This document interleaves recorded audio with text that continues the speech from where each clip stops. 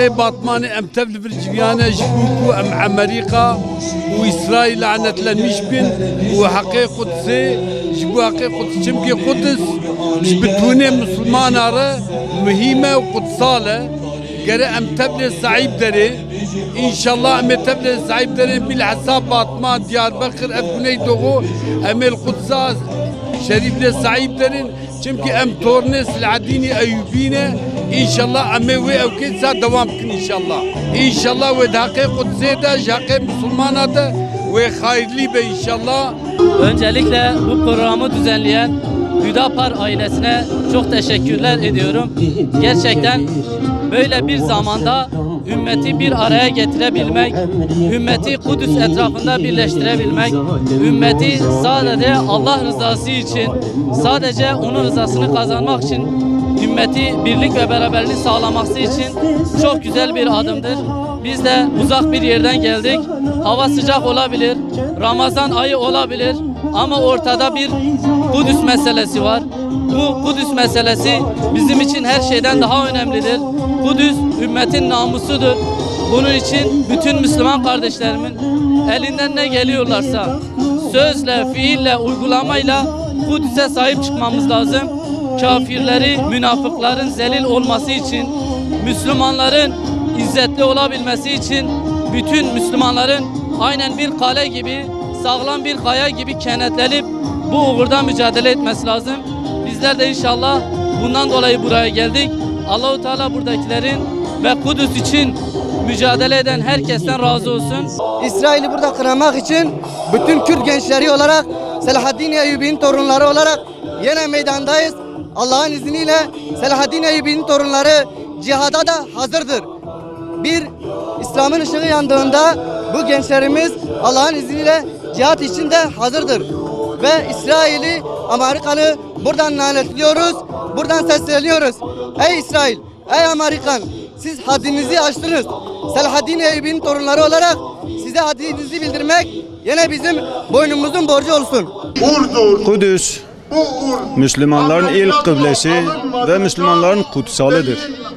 Ancak ne zaman ki Müslümanlar dünyevileştiler, dünyayı ön plana çıkardılar, Kudüs unutuldu, o da ikinci plana itildi. Dolayısıyla güçlenen Avrupalılar, güçlenen Amerika ve dostları Yahudileri buraya yerleştirmek suretiyle Kudüs'ü gün be gün ilmek ilmek dokuyarak kendi mahiyetlerini aldılar ve İslam'ı, Müslüman nasıl ki İslam ikinci plana itildi, Müslümanlar da duyarsızlaştı, onlar da gün be gün hedeflerine doğru adım adım yürüdüler. Ne zaman ki bazen Müslümanlar galeyana geldi, galeyana gelmekle birlikte onlar bir adım geri attılar. Fakat ne zaman ki Müslümanlar biraz gevşediler, onlar iki adım ileriye attılar. Ve bakıyoruz ki 60-70 yıl zarfında Filistin'in hemen hemen %80-85'ini kontrolleri altına aldılar. Bugün de Amerika'yı, dünya sermayesini elinde bulunduran Yahudiler, Amerika'yı da arkalarına alarak Kudüs'ü de başkent ilan ettiler. Doğu Kudüs'ü de gün be gün Filistinlilerin kontrolünden çıkarıp kendi kontrollerine alabilmektedirler. Burada bize düşen nedir? Yani biz Müslümanlara düşen nedir? Onlar bilgiye ulaştılar. O bilgiyi silaha dönüştürdüler. O silahla üzerimize geldiler ve nihayetinde bizi gün be gün yendiler.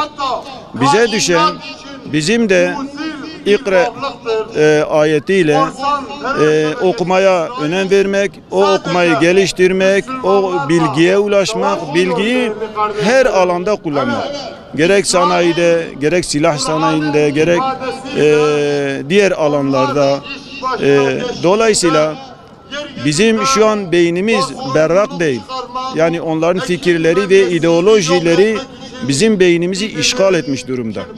Biz tekrar özümüze döner, İslam'ın hakikatlerine ulaşırsak ve beynimizi İslami bilgilerle donatıp onu geliştirirsek, o zaman bilinçlenme ve Yahudilere tabir caizse dünyayı dar etme zamanı elimize geçecektir. Fakat biz eğer bu doğrultuda adımlar atmazsak hep böyle yenilmeye mahkum olacağız. Fakat şu an buraya toplanan insanların da hakkını eda etmek lazım. Çünkü onlar nihayetinde burada büyük bir karaltı ve bu karaltıyla bir meydan okuyuştur. Bu İslam alemine de aslında bir ümittir. Eğer onlar bu tepkileri görmezse, hani dedik ya, bir adım geri atıp 2 adım ileriye atıyorlar. O zaman o bir adımı da geri atmazlar. Dolayısıyla tepkimizi en şiddetli şekilde göstermemiz gerekir diye düşünüyorum. Kudüs için toplandık. Keşke çok daha büyük şeyler yapabilseydik. Ne yazık ki bugün Kudüs, Filistinli kardeşlerimiz için sadece toplanıp slogan atabiliyoruz. Ama inşallah günün birinde onlarla omuz omuza verip işgalci, Siyonist rejimden hesabı soracağız Allah'ın izniyle. Bugün içinde bulunduğumuz durum biz Müslümanların tükendiğini gösteriyor. Ne yazık ki ümmet olarak tükendik. İhtilaflarımız, tefrikalarımız, halklar ile yönetimler arasındaki ihtilaflar ve yönetimlerin halkın rengini yansıtmamaları bugün Müslümanları, ümmeti bu hale getirdi. Dolayısıyla Müslümanların artık düşünüp neler yapabiliriz, geleceğimiz için, onurumuz için, mukaddesatlarımız için neler yapabiliriz diye artık derin derin düşünmeleri gerekir. Bu iş sloganlarla bir arada toplanıp birkaç kelam söyleyip eve dağılmakla olmaz. Amerika bundan önce elçiliğini Kudüs'e taşıyacağız derken bizi sınadı. Birkaç yerde meydanlara indik. Birkaç defa da kahrolsun Amerika dedik ve evlerimize çekildik. Bizim tepkimizi ölçtüler. Bir şey yapamayacağımızı tekrar anladılar ve son adımlarını attılar. Allah cümlemizin sonunu hayretsin. Özellikle Filistinli Müslümanlara çok dua ederim. Çünkü onlar bizim onurumuz ve şerefimizdir. Bugün onurumuzu ayakta tutanlar onlardır. Bütün imkansızlara rağmen çağın en büyük canavarına karşı ayakta direnebiliyor. Onun için bizim şeref ve onurumuzu koruyorlar. En az da onlara dua edelim. Buraya ilk etapta Filistin kardeşlerimizin sesini tüm dünyaya duyurmak için buradayız. Onlara yapılan zulüm asla kabul edilemez. Ve biz Selahattin Eyyubi torunları olarak buradayız. Hani Selahattin Eyyubi der ya, Filistin zulmü altında olduğu sürece ben asla rahat edemem. Biz de bu sloganla yola çıktık ve canımız feda olsun bu yola diyoruz ve yüreğimiz, canımız bu yolda feda olsun. Filistinli kardeşlerimizle beraberiz.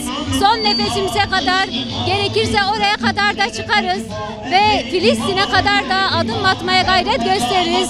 Canımız feda olsun sizinle ey Filistin kardeşlerimiz. Batman'dan binlerce selam olsun sizlere ey özgürlük direnişi kardeşlerimiz. Dualarımız sizinle.